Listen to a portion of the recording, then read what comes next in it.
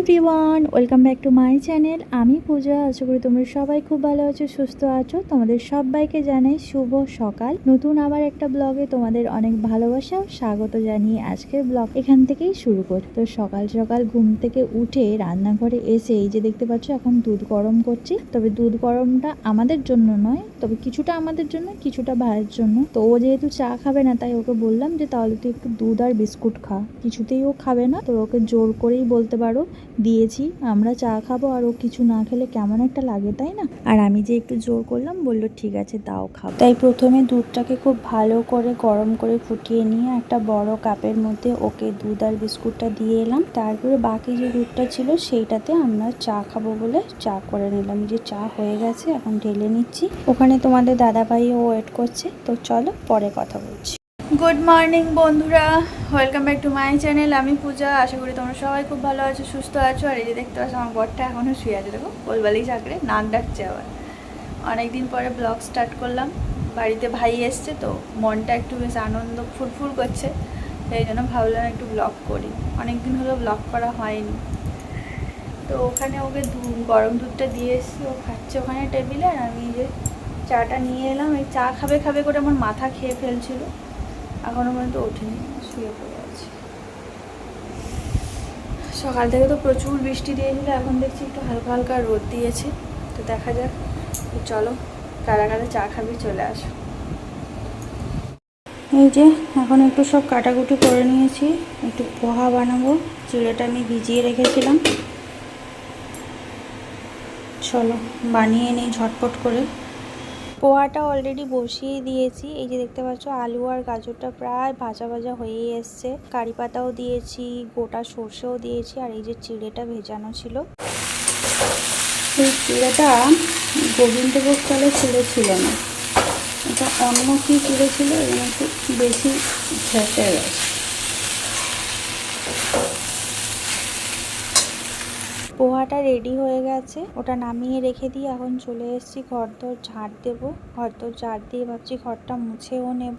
আর ওরা বললো যে একটু পরে খাবে, তার জন্য আমি ভাবলাম সেই সুযোগে আমি আমার কাজগুলো করে নিই। আর আজকে পোহাটা না অন্যান্য দিনের মতো অতটা ঝুরঝুরে হয়নি, কারণ না চিড়েটা ভালো ছিল না। আমি সবসময়ের জন্য গোবিন্দভোগ চালের চিড়েটাই ইউজ করি। আর এইবারে তোমাদের দাদাভাই যে চিড়েটা নিয়ে এসছে, এটা গোবিন্দভোগ চালের চিড়ে ছিল না। আর আমি খুব একটা বেশি সময় চিড়ে ভিজিয়েও রাখি না, জাস্ট একটু সময় ভিজিয়ে রেখেছি, তাতেই মানে দেখছি ভিজানো ছিল যখন, কিন্তু জলটা ছাড়াই তখন কিন্তু শক্ত, মানে বেশি নরম হয়নি। কিন্তু যখন আমি নাড়ানাড়ি করছি তখনই দেখছি কেমন একটা ঘেটে যাবে। আসলে চিড়ের কোয়ালিটিটা খুব একটা ভালো ছিল না। তো যাই হোক, যেটা হওয়ার হয়ে গেছে। তো আমি ঘর ঝাড় দিয়ে নিয়েছি, আর এখন এই যে ঘরটা মুছে নিচ্ছি। ওদিকে বেডরুমটা মুছে নিয়ে চলে এসেছি, আর এদিকে এই রুমটা মুছে নিচ্ছি। তারপরে বাকি যা কাজকর্ম আছে সেগুলো করতে হবে। ঘর দোরগুলো মোছা হয়ে গেলেই না অনেকটা কাজটা এগিয়ে থাকে।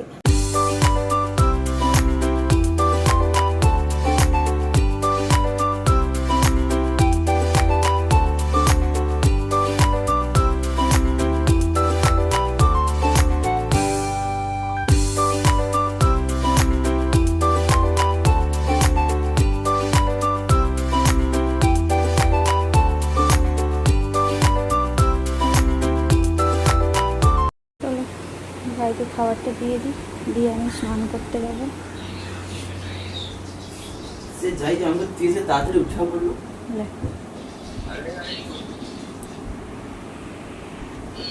জলের বোতলটা রইলো, আমি স্নান করতে যাই। হ্যাঁ ঠিক আছে। তো ওকে খাবারটা দিয়ে দিয়েছি, আর আমার তো পুরো চারদিক মোছা হয়ে গেছে ঘরটা। মানে একে তো বৃষ্টি আবার শুরু হয়ে গেছে, কি বলবো, মানে সে বলার না। ঘরটা শুকাচ্ছে না, মানে আর না মুছলেও না কেমন একটা চ্যাট করছে, আমার যেন অসহ্য লাগছে। তো সেই জন্য মুছে নিয়েছি, চারদিকে ফ্যান চালিয়ে দিয়েছি, আশা করি শুকিয়ে যাবে। আর বাইরে তো বৃষ্টি পড়েই যাচ্ছে। আমি যতক্ষণে ও খেতে খেতে আমি স্নানটা করে নিই, স্নানটা করে পুজো টুজো করে তারপরে বাকি কাজকর্ম করবো। আর আমার অবস্থা দেখো, পুরো ঘেমে অবস্থা শেষ। এই যে দেখো বৃষ্টি শুরু হয়ে গেছে, বিভৎস বৃষ্টি হচ্ছে। মানে এখন ওই হালকা হালকা হচ্ছে, সকাল থেকে যা শুরু হয়েছিল মানে সে বলার নয়। ভোর 4টার সময় থেকে শুরু হয়েছিল।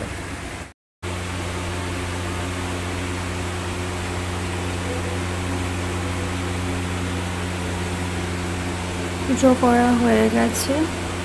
তোমাদের দাদা ভাই ফুল এনে দিয়েছিল, সেই থেকে পুজো করেছি।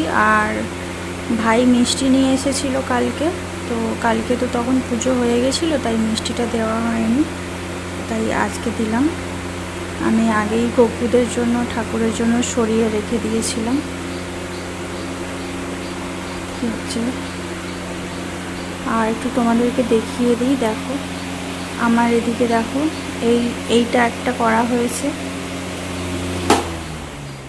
এই যে একটা র্যাক, এখানে সব ঠাকুরের জিনিসপত্র আছে। আর এখানে নিরামিষ আচার টাচারগুলো রেখেছি। আর এই যে এখানে ঠাকুরের গপুদের বিছানাটা এইখানে ট্রান্সফার করে দিয়েছি, ব্যাস এই জায়গাটা পুরো ফাঁকা। আর ট্রাঙ্কটা এই সাইডে ছিল, ট্রাঙ্কটাকে আমি এই সাইডে রেখেছি। আর এইদিকে ওয়াশিং মেশিনটা আছে।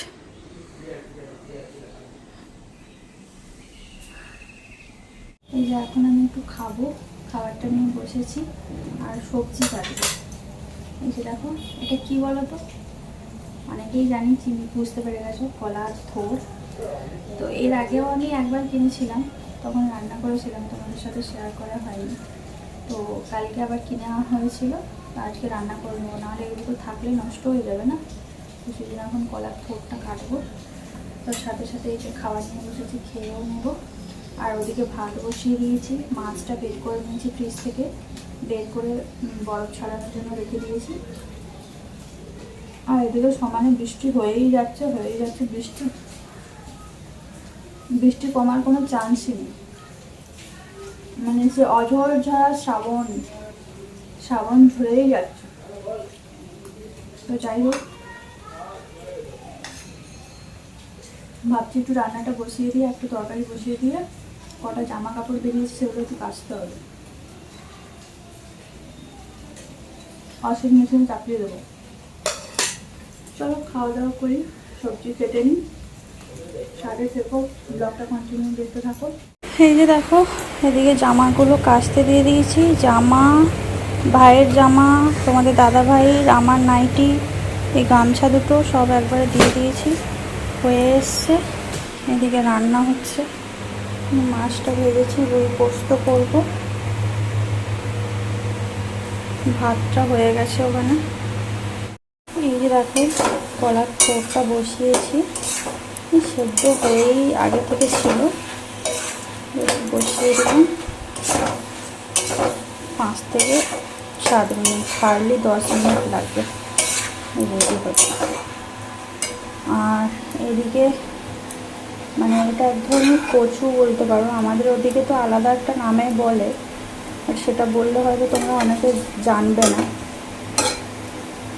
এটা হচ্ছে একটা ধরনের কচু গাছ, তার গোড়া, যেরকম মান কচুটা যেরকম হয় পুরো সেরকম। এটা ভাজা করেছি। আর এই যে দেখো, এদিকে রুই পোস্ত হয়ে গেছে। এটাই হচ্ছে আজকের মেনু, বাকি যা হবে রাতের ব্যাপার, রাতে দেখা যাবে।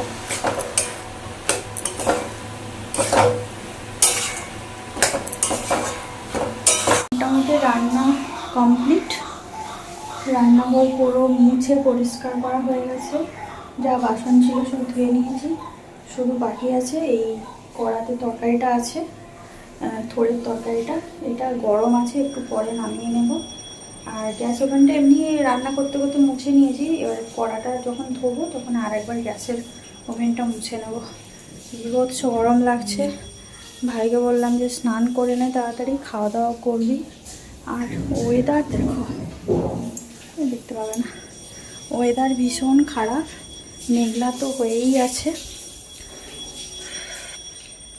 আর এদিকে জানলাটা এই যে খুলে রেখেছি, একটু হাওয়া বাতাস পাস করছে, যেহেতু ওই রুমটাতে ঘুমায় সেই জন্য। এই রুমে এলাম, জামা কাপড় যেগুলো কেচেছিলাম সেগুলো সব মেলে দিয়েছি। উল্টো দিকের বারান্দায় কিছু দিয়েছি, আর এই বারান্দায় কিছু দিয়েছি, বাস সেই হচ্ছে ব্যাপার। এখন একটু ফ্যানটা চালিয়ে ফ্যানের তলায় বসি, গানটা জুড়োই, ততক্ষণে ও স্নান করুক। আর আমার তো পুজো টুজো হয়েই গেছে সব, কোনো কিছু মোটামুটি বাকি নেই। চলো পরে আবার কথা হচ্ছে। এই যে খেতে দিয়েছি, ফোন এসছে, ফোন ধরতে গেছে। ঠিক আছে, খা, কিছু দরকার হলে আমাকে ডাকবো। আমি আছি। খেতে দিয়েছি, ও খাচ্ছে, দেখি যদি ওর ভাত টাত লাগে ভাতটা দিয়ে তারপর আমিও বসে যাবো খেয়ে নেবো। তো চলো এখন একটু রাখি।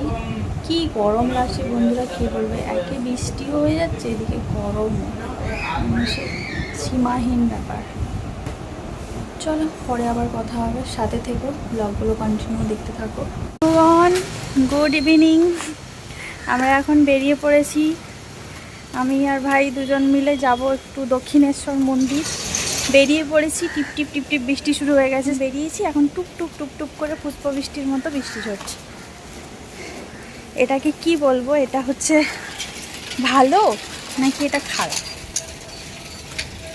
তো যাই হোক, এখন একটু হেঁটে হেঁটে যাচ্ছি। টোটো তো দেখতে পাচ্ছি না, যেটা আমার সাথে হয়ে থাকে, আমি যখনই কোথাও বেরাই এখানে টোটো আমি পাই না সাথে সাথে।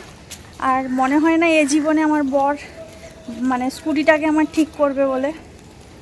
তো দেখা যাক, একটু এগাই। কতটা এগাবো, অনেকটাই তো চলে এলাম না। দেখি আর একটু যাই, এখানে টোটো স্ট্যান্ড আছে। চলো, টোটো পেয়ে গেছি, টোটোতে বসে গেছি, এবারে যাবো। বৃষ্টি তো পড়ছে মোটামুটি টিপটিপ করে, এরকম হলে ঠিক আছে, বেশি হলে সমস্যা।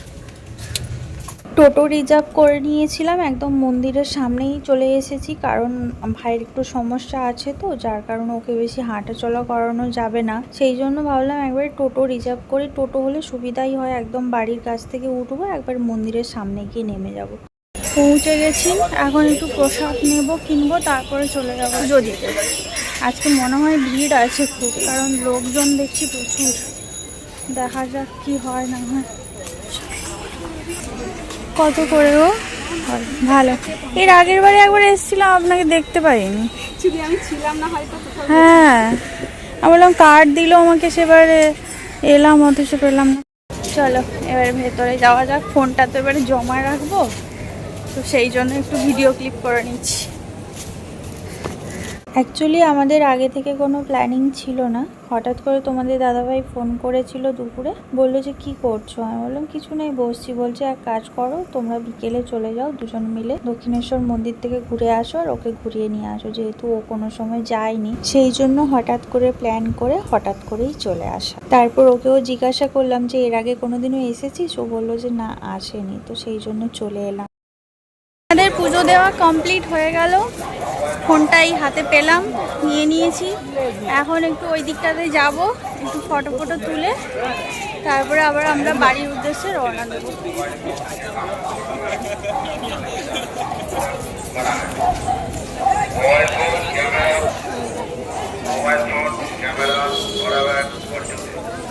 পুজো দেওয়া কমপ্লিট হয়ে গেছে, মোবাইল আর জুতোটা নিয়ে নিয়েছি। এবারে বললাম যে চল একটু চারদিকটা ঘুরে তোকে দেখিয়ে নিই, আর কয়েকটা ফটো তুলে দেবো, সেই জন্য এখন যাচ্ছি গঙ্গার ঘাটের দিকে। আর এই মন্দিরে এলে তুমি যে পুজো দিয়েছো কি না দিয়েছো কেউ দেখে তোমায় বুঝতে পারবে না, কারণ প্রথমত হচ্ছে তো টিপ টিপ কিছুই দেয় না। হ্যাঁ, এবারে বাইরে যারা বসে থাকে তাদের থেকে নিলে আলাদা জিনিস তুমি নিতেই পারো, কিন্তু আমার ওটা আবার পছন্দ হয় না। যেখানে আমি পুজো দিতে যাচ্ছি, যেখানে আমি মায়ের দর্শন করছি, মায়ের কাছে পুজো দিচ্ছি, সেখান থেকে যখন আমাকে কোনো টিপ দিচ্ছে না, বেকার আমি বাইরে এমনি পয়সা দিয়ে ওই শুধু একটা সিঁদুর টিপ লাগিয়ে আমার কি লাভ? তো সেই জন্য আমি কোনো সময় নিই না।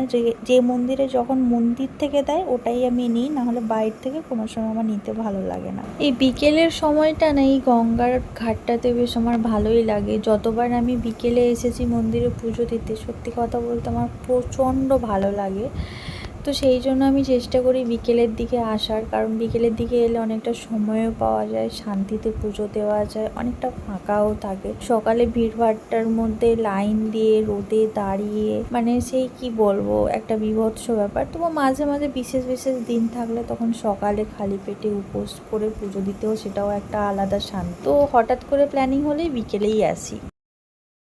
কেমন লাগলো? কেমন লাগলো দক্ষিণেশ্বর মন্দির? ভালো ভালো, ফাঁকায় ফাঁকায় বেশ ভালো লাগলো। গরমও আছে, হাওয়াও আছে, সব রকমই আছে। তো এখন আমরা এই দিক থেকে বেরিয়ে যাচ্ছি, ওইদিকে মন্দিরের ওই দিকটাতে একটু গিয়ে ওইখানটায় একটা দুটো ফটো তুলে দেবো। আমি তো কম বেশি আসি, আমার আছে। তো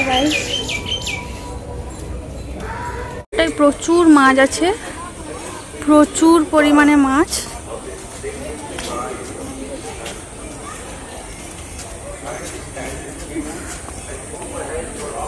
তোমরা তো এর আগের ভিডিওতেও দেখেছো, আমি যখনই আসি তখনই এই জায়গাটাতে একবার করে আসি।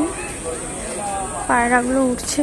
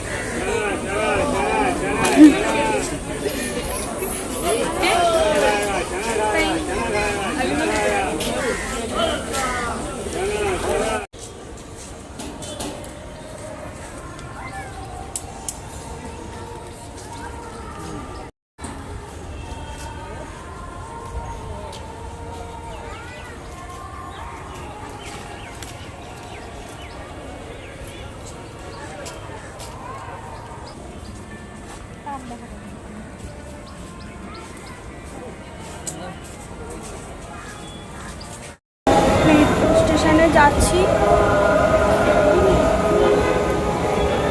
নিচে উঠে গেছি। বাপরে,